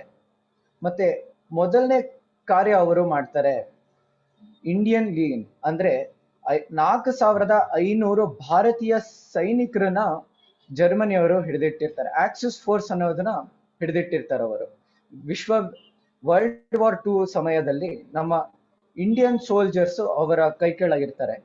ಸೊ ಹಿಟ್ಲರ್ನ ಭೇಟಿ ಮಾಡ್ತಾರೆ. ಅವರ ಹತ್ರ ಮಾತಾಡಿ ನಮ್ಮ ದೇಶ ಸ್ವಾತಂತ್ರ್ಯಕ್ಕೋಸ್ಕರ ಇವರನ್ನ 4500 ಸೈನಿಕರನ್ನ ಬಿಡಿಸ್ತಾರೆ.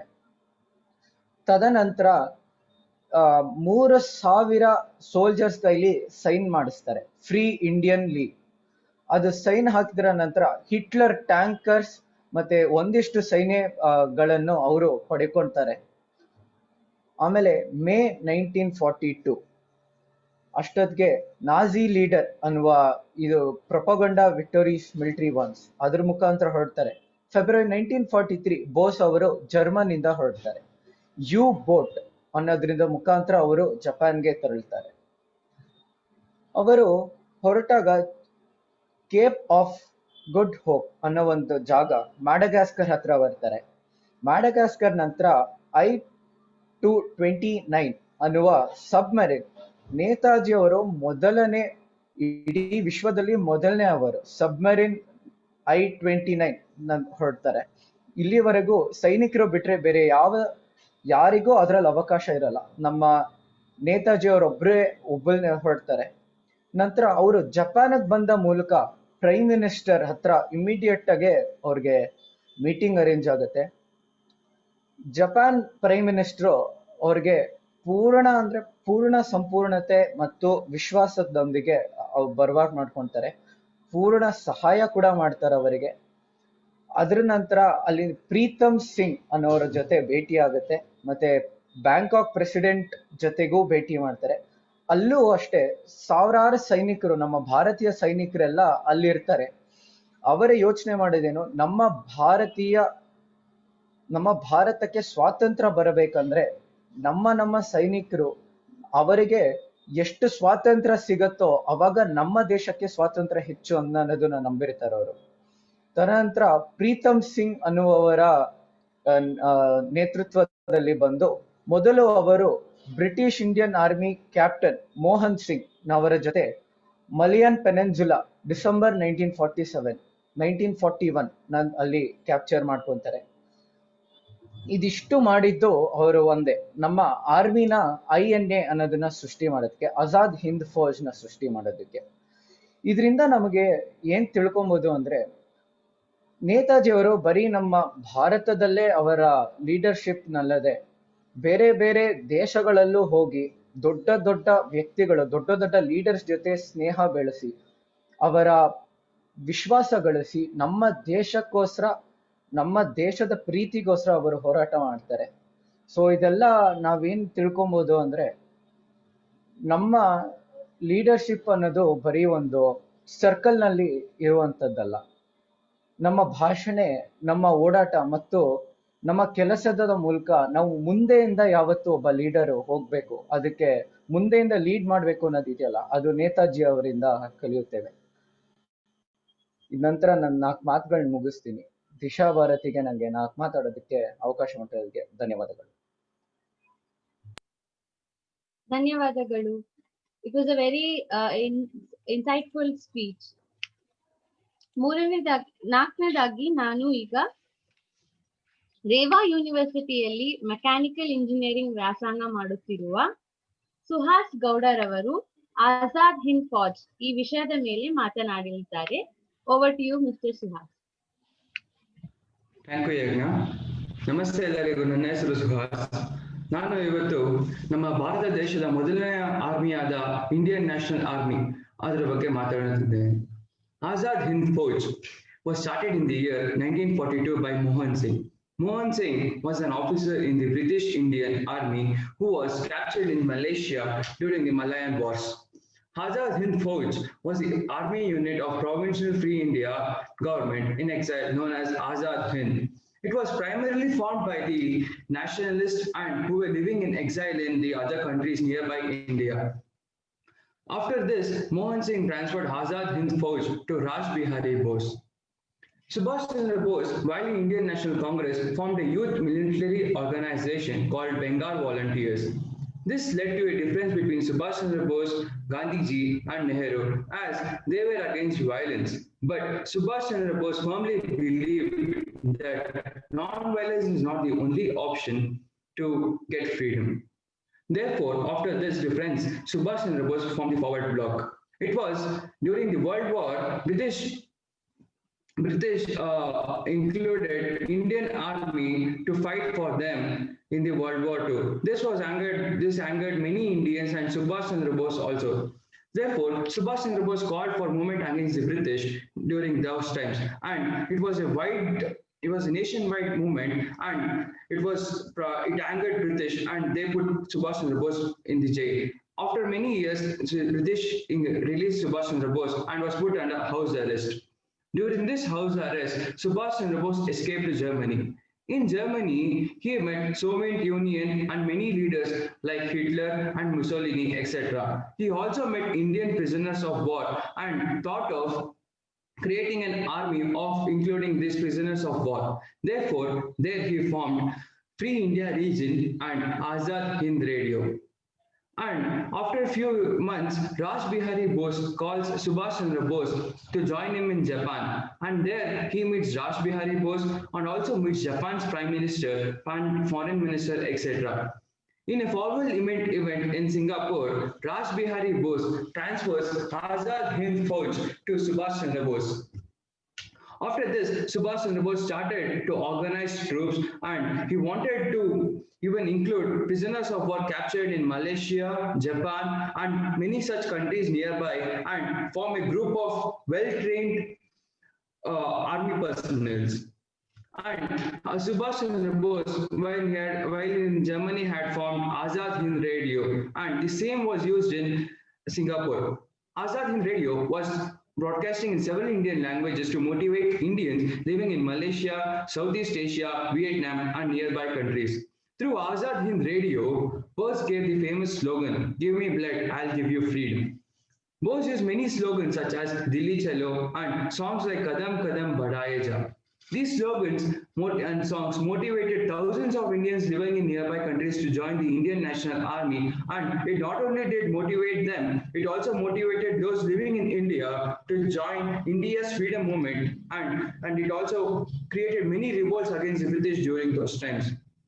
Bose used Azad Hind Radio not only to motivate people, but also to interact with the people of India and people of other countries where Indians were lived, to let them know about India's freedom struggles and the difficulties faced during those times. After this, about 85,000 personnel were there in the army. The exact number is still not known. Many battalions and regiments were formed, namely Gandhi Brigade, Nehru Brigade, and Azad Brigade. What was special in Indian National Army was it consisted of an all-women battalion called Jhansi Brigade, which was headed by Lakshmi Sehgal. Indian National Army under Bose had their own intelligence department, radio stations, and many more, which we see in today's army. As we know, Bose was a futuristic thinker. After mobilizing the troops, INA under the leadership of Subhash Chandra Bose, along with the support of Japanese army, marched from Rangoon to Delhi, attacked British and annexed many parts of the British India like Burma, Andaman, Nicobar, and many parts of India. Andaman Nicobar became the head of the state of Free India, and Netaji first hoisted the Indian flag. And the names of Andaman and Nicobar which changed to Shahid and Swaraj. Free India, formed by Netaji, was recognized by Germany, China, Japan, Italy, and many other nations. Azad Hind Force was the first native Indian army to win a battle against the British. After this, the INA marched towards India through the Bengal. But the British knew if INA comes to the soil of India and if the people here got to know that there was an army fighting for freedom, then there would be a huge revolt against the Britishers. So they caused a famine, a fake famine in Bengal, and at the same time, Japan surrendered in its war and it pulled back its troops. This was a major blow to the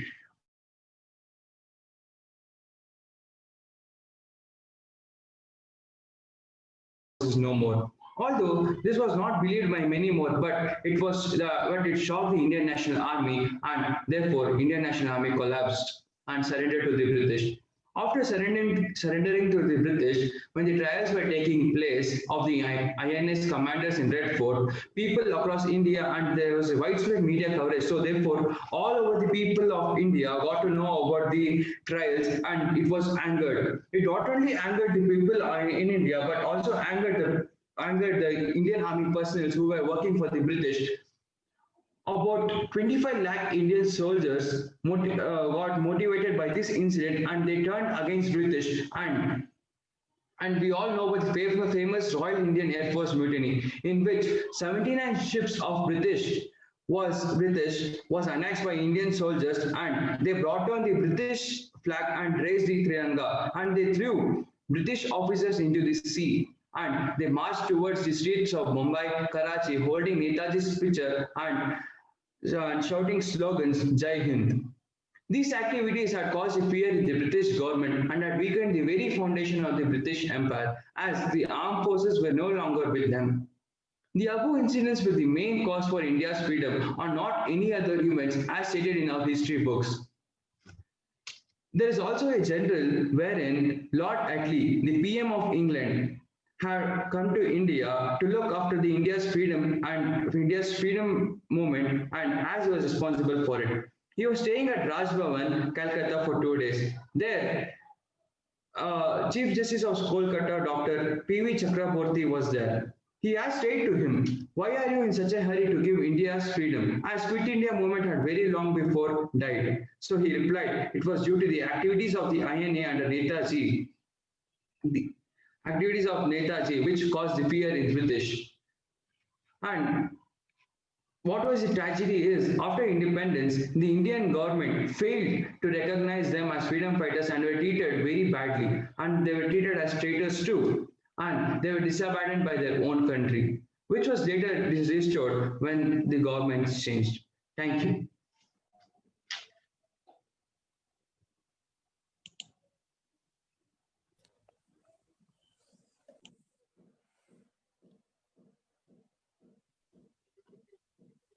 Thank you, Suhas. It was indeed a very valuable addition to our knowledge on Netaji. ಈಗ ಕೊನೆಯದಾಗಿ ನಮ್ಮೊಡನೆ ವಿವೇಕಾನಂದ ಮಹಾವಿದ್ಯಾಲಯ ಪುತ್ತೂರಿನಲ್ಲಿ ಸ್ನಾತಕೋತ್ತರ ಸಮೂಹ ಸಂವಹನ ಮತ್ತು ಪತ್ರಿಕೋದ್ಯಮ ವ್ಯಾಸಂಗ ಮಾಡುತ್ತಿರುವ ಅರುಣ್ ಕಿರಿಮಂಜೇಶ್ವರ ರವರು ಪರಾಕ್ರಮ ದಿವಸ ಪ್ರಾಧಾನ್ಯತೆ ವಿಷಯದ ಮೇಲೆ ಬೆಳಕು ಹರಿಸಲಿದ್ದಾರೆ. Over to you.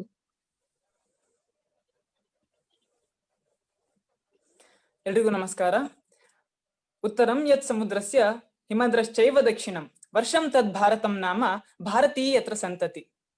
ದಕ್ಷಿಣದ ಸಾಗರಗಳೇನಿವೆ ಆ ಸಾಗರಗಳಿಗಿಂತ ಉತ್ತರಕ್ಕೆ ಹಾಗೂ ಹಿಮಾಲಯದಿಂದ ದಕ್ಷಿಣಕ್ಕೆ ಇರುವಂತಹ ಈ ವಿಶಾಲವಾದ ಸ್ಥಳವನ್ನ ಭಾರತ ಅಂತ ಹೇಳಿ ಕರೀತೇವೆ. ಇಲ್ಲಿರುವಂತಹ ಎಲ್ಲಾ ಭಾರತೀಯರಿಗೂ ಪರಾಕ್ರಮ ದಿವಸದ ಶುಭಾಶಯಗಳನ್ನ ತಿಳಿಸ್ತಾ ನೇತಾಜಿ ಅವರ ದಿನವನ್ನೇ ಪರಾಕ್ರಮ ದಿವಸ ಅಂತೇಳಿ ಯಾಕೆ ಆಚರಿಸಬೇಕು ಅನ್ನೋದನ್ನ ನನ್ನ ಜ್ಞಾನದ ಪರಿಧಿಯೊಳಗಡೆ ತಿಳಿಸುವಂತಹ ಸಣ್ಣ ಪ್ರಯತ್ನವನ್ನಷ್ಟೇ ಮಾಡ್ತೇನೆ.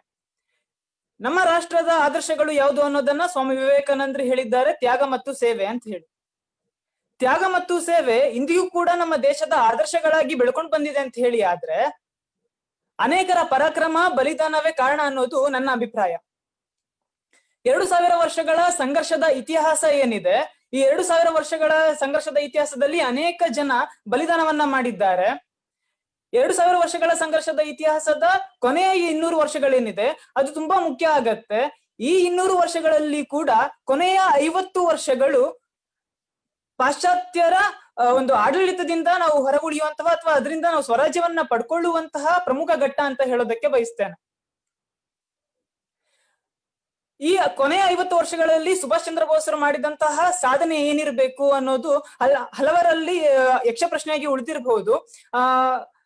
ಅವರ ಜನ್ಮದಿನವನ್ನ ಅಂದ್ರೆ 1897 ಜನಿಸಿದ ಸುಭಾಷ್ ಚಂದ್ರ ಬೋಸ್, ಜನವರಿ 23 ಜನಿಸಿದ ಸುಭಾಷ್ ಚಂದ್ರ ಬೋಸರ ಜನ್ಮದಿನವನ್ನೇ ಪರಾಕ್ರಮ ದಿವಸನ್ನಾಗಿ ಯಾಕೆ ಆಚರಿಸಬೇಕು ಅಂತ ಹೇಳಿ ಆದ್ರೆ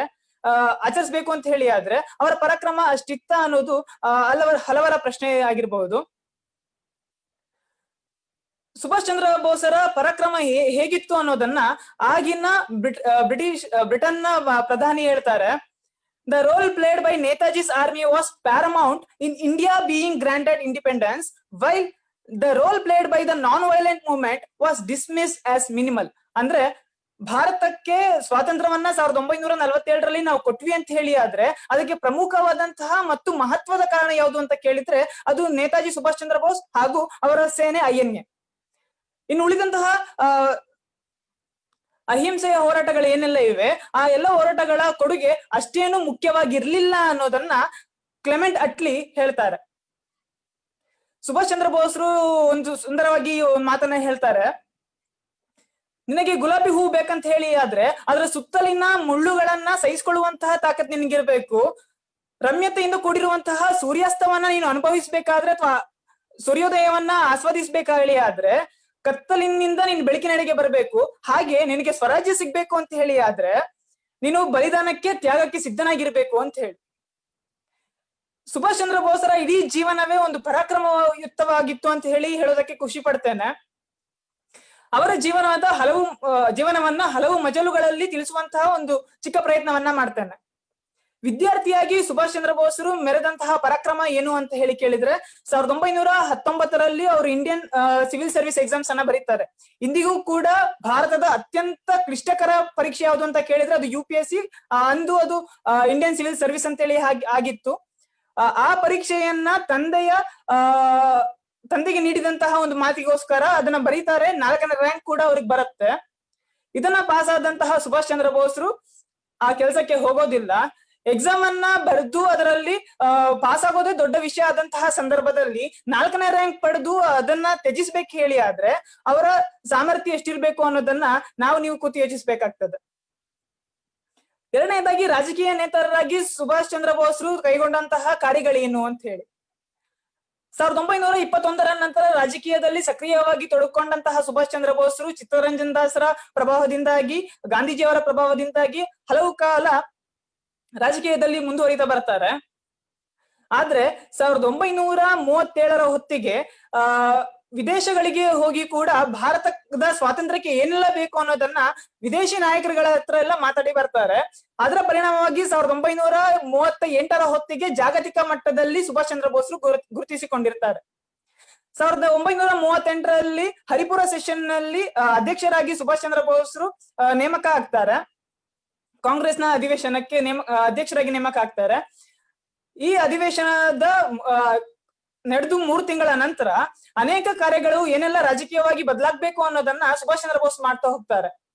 1 ವರ್ಷದ ಅವಧಿ ಮುಗಿಯೋ ಹೊತ್ತಿಗೆ ಸುಭಾಷ್ ಚಂದ್ರ ಬೋಸ್ ಒಂದ್ ಮಾತನ್ನ ಹೇಳ್ತಾರೆ, ನನಗೆ 1 ವರ್ಷದ ಅವಧಿ ಸಾಲ. ಯಾಕಂತ ಹೇಳಿದ್ರೆ ನನಗೆ ಅಧಿಕಾರದ ದಾಹಕ್ಕಾಗಿ ಹೇಳ್ತಾ ಇಲ್ಲ, ಬದಲಾಗಿ ರಾಜಕೀಯವಾಗಿ ಭಾರತ ಹೇಗೆ ಪ್ರಬಲವಾಗಬೇಕು ಅನ್ನೋದನ್ನ ತಿಳಿಸೋದಕ್ಕೆ ಅಥವಾ ಏನೆಲ್ಲ ಯೋಜನೆಗಳು ಕೈಗೊಳ್ಬೇಕು ಆ ಯೋಜನೆಗಳಿಗೆ ಈ 1 ವರ್ಷ ಸಾಲ, ಆ ಕಾರಣಕ್ಕಾಗಿ ಇನ್ನೊಂದು ವರ್ಷ ನನಗೆ ಬೇಕು ಅಂತ ಹೇಳಿದಾಗ ಗಾಂಧೀಜಿ ಅವರು ಮತ್ತು ಅವರ ಸಹಚರರು ಇದಕ್ಕೆ ಒಪ್ಪೋದಿಲ್ಲ. ಆ ಕಾರಣಕ್ಕಾಗಿ ಸುಭಾಷ್ ಚಂದ್ರ ಬೋಸ್ ಇನ್ನೊಂದು ಮಾತನ್ನ ಹೇಳ್ತಾರೆ, ಪ್ರಜಾಪ್ರಭುತ್ವ ಅನ್ನೋದು ನಮ್ಮ ದೇಶದಲ್ಲಿ ಇರ್ಲೇಬೇಕು ಅಂತ ಹೇಳಿ ಅವರು ಚುನಾವಣೆ ನಡೀಲಿ, ಆ ಚುನಾವಣೆಗೆ ನಾನು ಸಿದ್ಧನಿದ್ದೇನೆ ಅಂತ ಹೇಳ್ತಾರೆ. ಗಾಂಧೀಜಿಯವರ ಪರವಾಗಿ ಪಟ್ಟಾಭಿ ಸಿದ್ದರಾಮಯ್ಯರವರನ್ನ ಚುನಾವಣೆಗೆ ನಿಲ್ಲಿಸ್ತಾರೆ. ಸುಭಾಷ್ ಚಂದ್ರ ಬೋಸ್ರು ಕೂಡ ಚುನಾವಣೆಯಲ್ಲಿ ಭಾಗವಹಿಸ್ತಾರೆ. ಈ ಚುನಾವಣೆಯಲ್ಲಿ ಸುಭಾಷ್ ಚಂದ್ರ ಬೋಸ್ರಿಗೆ 1580 ಮತಗಳು ಬಿದ್ರೆ ಪಟ್ಟಾಭಿ ಸಿದ್ದರಾಮಯ್ಯನವರಿಗೆ 1375 ಮತಗಳು ಸಿಗತ್ತೆ. ಸುಭಾಷ್ ಚಂದ್ರ ಬೋಸ್ ಅವರ ವ್ಯಕ್ತಿತ್ವಕ್ಕೆ ಸಿಕ್ಕಂತಹ ಒಂದು ಪ್ರತಿಫಲ ಅಂತ ಹೇಳಿ ಹೇಳ್ಬೋದು.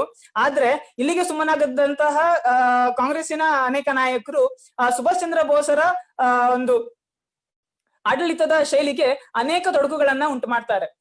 ಇದರಿಂದಾಗಿ ಕೊಂಚ ಬೇಸರವನ್ನ ಪಟ್ಟುಕೊಂಡಂತಹ ಸುಭಾಷ್ ಚಂದ್ರ ಬೋಸ್ರು ತನ್ನ ಕಾರ್ಯಕ್ಷೇತ್ರವನ್ನ ಬದಲಾಯಿಸ್ತಾರೆ.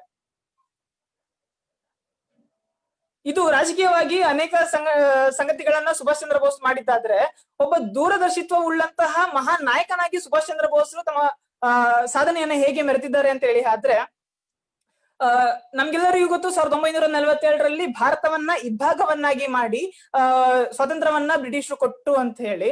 ಆದ್ರೆ ಇದಕ್ಕೂ ಅನೇಕ ವರ್ಷಗಳ ಹಿಂದೆಯೇ ಸುಭಾಷ್ ಚಂದ್ರ ಬೋಸ್ ಹೇಳಿದ್ರು, ಡಿವೈಡ್ ಅಂಡ್ ರೂಲ್ ಪಾಲಿಸಿ ಆಗಿರುವಂತಹ ಬ್ರಿಟಿಷರು ನಮ್ಮ ದೇಶಕ್ಕೆ ಸ್ವಾತಂತ್ರ್ಯವನ್ನ ಕೊಡುವಾಗ್ಲೂ ಕೂಡ ನಮ್ಮನ್ನ ಒಡೆದೇ ಕೊಡ್ತಾರೆ ಅನ್ನೋದನ್ನ ಮುಂಚೆಯೇ ಹೇಳಿದ್ರು. ಅವರ ದೂರದೃಷ್ಟಿತ್ವ ಅಷ್ಟಿತ್ತು.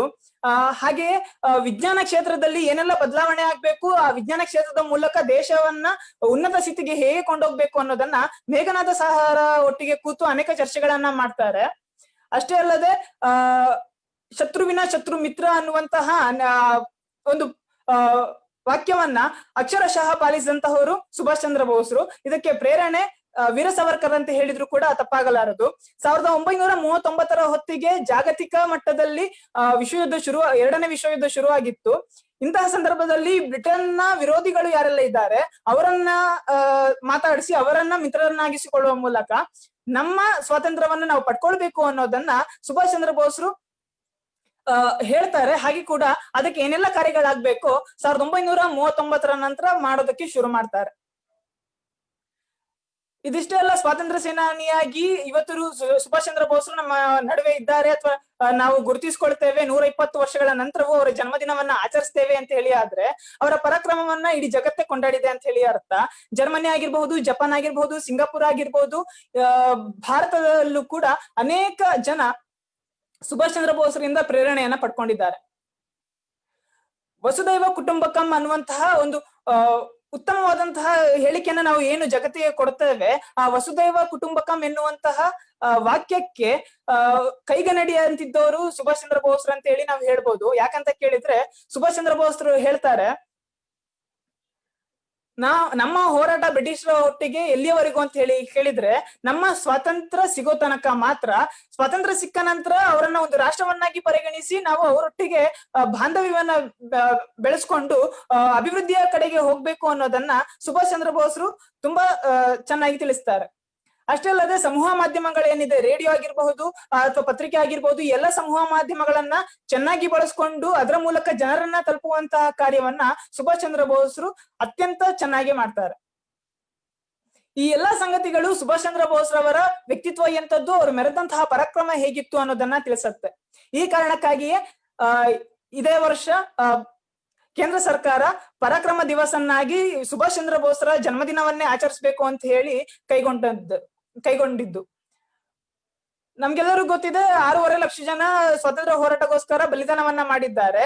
ಆದ್ರೆ ಕೊನೆಯ ಗಳಿಗೆಯಲ್ಲಿ ಅತ್ಯಂತ ಹೆಚ್ಚು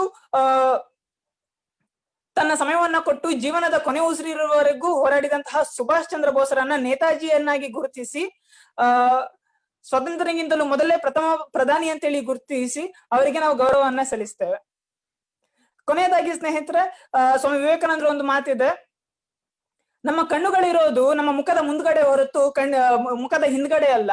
ಆ ಕಾರಣಕ್ಕಾಗಿ ಮುಂದೆ ನೋಡಿ ನಿಮ್ಮ ಗುರಿ ಸ್ಪಷ್ಟವಾಗಿರ್ಲಿ, ಅದರತ್ತ ನೀವು ನಿಮ್ಮ ನಡೆಯನ್ನ ಇರಿಸಿ ಅಂತ ಹೇಳಿ ಹೇಳ್ತಾರೆ. ವಿವೇಕಾನಂದರಿಂದ ಪ್ರಭಾವಿತಗೊಂಡಂತಹ ಕುವೆಂಪುರವರು ಒಂದು ಮಾತನ್ನ ತುಂಬಾ ಸೊಗಸಾಗಿ ಹೇಳಿದ್ದಾರೆ. ಹಿಂದಿನ ಕಾಲದ ಯುವಕರು ಹೇಗಿದ್ರು ಅಂತ ಕೇಳಿದ್ರೆ, ಹಿಂದೆ ಗುರು ಇದ್ದ, ಮುಂದೆ ಗುರಿ ಇತ್ತು, ಸಾಗುತ್ತಿತ್ತು ಧೀರದ ಹಿಂಡು. ಪ್ರಸ್ತುತ ಯುವಕರಲ್ಲಿ ಸ್ವಲ್ಪ ಕಡಿಮೆ ಆಗಿದ್ದು ಏನು ಅಂತ ಕೇಳಿದ್ರೆ, ಹಿಂದ್ಗಡೆ ಒಬ್ಬ ಸಮರ್ಥವಾದ ಗುರು ಇಲ್ಲ, ಇದ್ರೂ ಕೂಡ ನಾವು ಅವರನ್ನು ಗುರುತಿಸುವಲ್ಲಿ ಎಡವಿದ್ದೇವೆ. ಮುಂದ್ಗಡೆ ನಮ್ಮ ಗುರಿ ಸ್ಪಷ್ಟವಾಗಿಲ್ಲ, ಸಾಗುತ್ತಿದೆ ಹೇಡಿಗಳ ಹಿಂಡು ಅಂತ ಹೇಳಿ. ಬಹುಶಃ ನಮಗೆ ಗುರುಗಳಾಗ್ಬೇಕಾದಂತಹ ಅನೇಕ ವ್ಯಕ್ತಿಗಳು ನಮ್ಮ ನಡುವೆ ಇದ್ದಾರೆ, ಅವರುಗಳ ಅಧ್ಯಯನ ಆಗ್ಬೇಕಷ್ಟೇ. ಆ ವ್ಯಕ್ತಿಗಳ ಬಗ್ಗೆ ಎಲ್ಲ ತಿಳಿದುಕೊಂಡು ಇಂತಹ ದಿನಗಳನ್ನ ಸಾರ್ಥಕಗೊಳಿಸ್ಬೇಕು ಅನ್ನೋದನ್ನ ಹೇಳ್ತಾ, ಈ ಅವಕಾಶ ಕೊಟ್ಟಂತಹ ದಿಶಾ ಭಾರತ್ ಸಂಸ್ಥೆಗೆ ತುಂಬ ಹೃದಯದ ಧನ್ಯವಾದವನ್ನ ತಿಳಿಸ್ತಾ ನನ್ನ ಮಾತನ್ನ ಮುಗಿಸ್ತೇನೆ. ಧನ್ಯವಾದ. ಧನ್ಯವಾದಗಳು ಅರುಣ್ ರವರೇ. ಅದು it was a very informative and enlightening speech. Very brief yet carrying so many messages is Netaji's life, an inspiration to all the youth of our country to grow towards our goal and for the development of our country. ಎಷ್ಟೋ ಗೊತ್ತಿಲ್ಲದ ಹಾಗೂ ರೋಮಾಂಚನಕಾರಿ ವಿಷಯಗಳನ್ನು ಹುಮ್ಮಸ್ಸಿನಿಂದ ಹಾಗೂ ಸ್ಫೂರ್ತಿದಾಯಕವಾಗಿ ಹೇಳಿದ ಎಲ್ಲರಿಗೂ ನನ್ನ ಧನ್ಯವಾದಗಳು. ಹಾಗೆ ನಮ್ಮನ್ನು ಸದಾ ಹರಿಸುತ್ತಾ ಪ್ರೋತ್ಸಾಹಿಸುತ್ತಾ ಈ ಕಾರ್ಯಕ್ರಮದಲ್ಲಿ ಭಾಗವಹಿಸಿದ ನಮ್ಮ ಪ್ರೀತಿಯ ವೀಕ್ಷಕರಿಗೆ ನಮ್ಮ ನಮನಗಳು. ಈಗ ಶಾಂತಿ ಮಂತ್ರದೊಂದಿಗೆ ಕಾರ್ಯಕ್ರಮವನ್ನು ಮುಗಿಸೋಣ.